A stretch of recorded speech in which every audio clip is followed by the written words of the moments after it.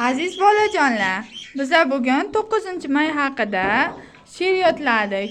Shuni sizlar bilan qani bir aytamiz. 9-may. Har kuni nishonlab.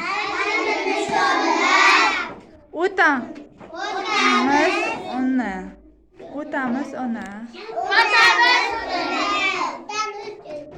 Bo'lganki urush. Jangu suvronlar. Qancha yo'ldoshlar. Bo'lmish qurbonlar. Ular barchasin yodga olamiz. Mardlarga doim